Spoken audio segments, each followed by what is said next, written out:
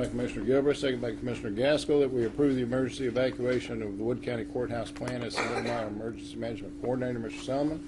All those in favor? Aye. Motion does pass. Item number 14 is consider approval of treasurer's reports. Ms. Treasurer, Ms. Cannon. You have before you the combined statement of cash accounts activity for the month ending April 30th, 2010. We had hoped to have May and June ready, but between my schedule and the auditor's schedule, we were unable to complete them before the time to place them on the agenda. At the bottom of the first page, you will see that the beginning balance for pooled cash accounts was over $14 million. The ending cash balance for the pooled cash accounts was over $13 million. On the second page, the beginning balance for non-pooled cash accounts was over $1 million, and $1,572,307.08, and the ending cash balance in the non-pooled cash accounts was $1,571,633.41. We have no indebtedness as of the end of April, and no certificates of obligation. The Bank Texas interest rate was 0.14%. The cash balance was $5,507,646.43. The tax pool investments earned an interest rate of 0.1662% with a cash balance of $9,772,993.19. Those the Bank Texas interest rate is averaging along with the T-bill rates at that time. The total monthly cash balance of all accounts in the county total $15,280,639.62. Bank Texas interest income was $781.47. Tax pool investment income was $1,335.16. The last page, you will see that with the pledged security report for the month ending April 30th, 2010.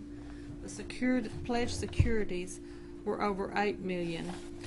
Of course, this is a little bit less than is more than what we had in Bank Texas, but of course you need to remember that Bank Texas also is we are covered by FDIC in the amount of $250,000 per account, so we are adequately pledged by securities and the bank, the FDIC. If you have no questions, I respectfully request your approval of this report. All right, Commissioners, have you any questions of the Treasurer? If not, I would entertain a motion. Move to approve.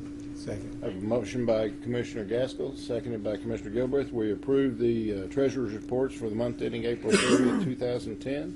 All those in favor? Aye. Motion does pass. Thank you, Ms. Cannon. Item number 15 is consider approval of order restricting outdoor burning. As you all are aware, we are slightly above the KBDI average. Those counties immediately to the west and north and southwest of us, being Van Zant, Rains, Hopkins, and Franklin County, also are above. Those to the northwest, west, and south of us, being Camp Umpshire and Smith, are all below. We're right on the line. I have not heard any of the surrounding counties passing burn bans at this time. We did check with the fire marshals this Wednesday meeting for the month, and they are not experiencing any, but I wanted to put it on the agenda. If we wanted to go forward with that, we can consider, or we can table it and keep an eye on it. So what is the pleasure of the court? I'd like to make a motion to table it. Second. I have a motion by Commissioner Pace, seconded by Commissioner Galloway, that we table the order restricting outdoor burning at this time, and we'll keep an eye on it. All those in favor? Aye. Motion does pass. Item number 16 is a presentation of health proposals from Health First by Gail Norris. Ms. Norris.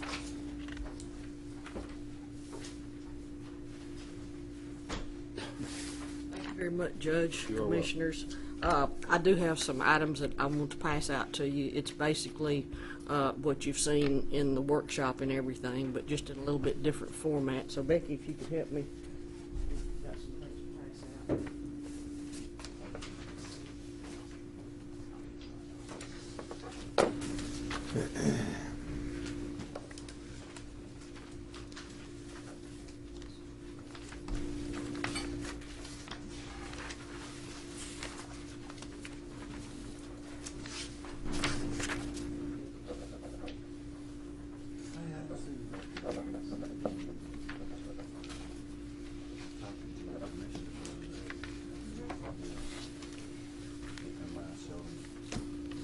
Everybody will know what's going on.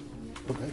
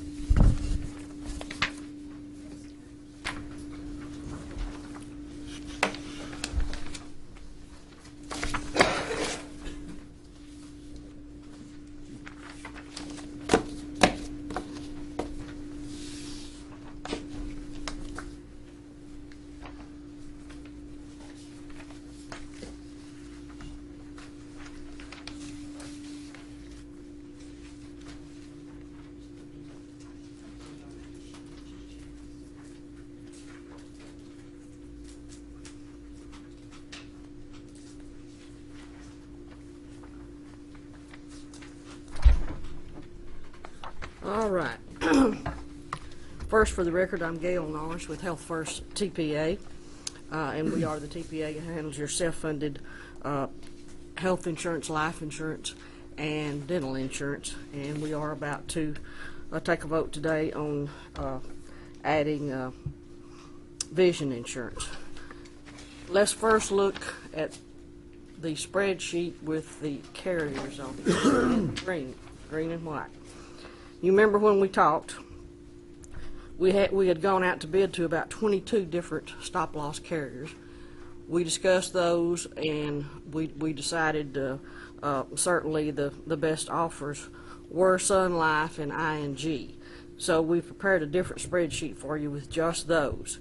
And as you can see, there is considerable difference in those rates.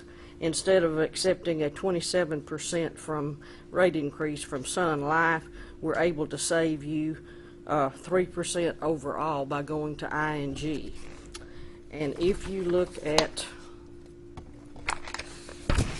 the paper that gives you the details of Wood County's 2010 renewal, these are some items that will tell you what we're accomplishing by going to ING.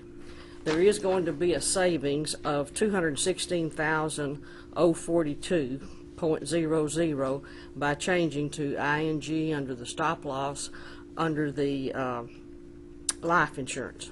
No benefits are changing under either one of them. Everything is remaining the same. The savings include your stop loss coverage as well as your life insurance. You are guaranteed by ING not to have any lasers this year as well as next year. And y'all remember what lasers are. That's a higher amount they put on people who have some serious conditions. We've had many lasers through the years. Sun was not a carrier that lasered. Is why we were always very big on them, but ING has agreed not to laser this year or next year. And by going to ING, they are going to remove your $85,000 aggregating spec. And if you look at that benefit sheet, you'll see that you have $85,000 for the specific stop loss, but at the very bottom it shows an aggregating spec. And what an aggregating spec does, it's just the group saying we'll take an additional $85,000 of liability, and by doing that then you can get your rates reduced. So we often do that when there's a rate increase. The good part about the aggregating spec is that it may be satisfied by one person or 10 people. It's not like your other specific loss, stop loss, which is for that one person. So they're going to remove that from your contract altogether. And ING has guaranteed that the maximum increase next year, if you have an increase, will be no higher than 24%.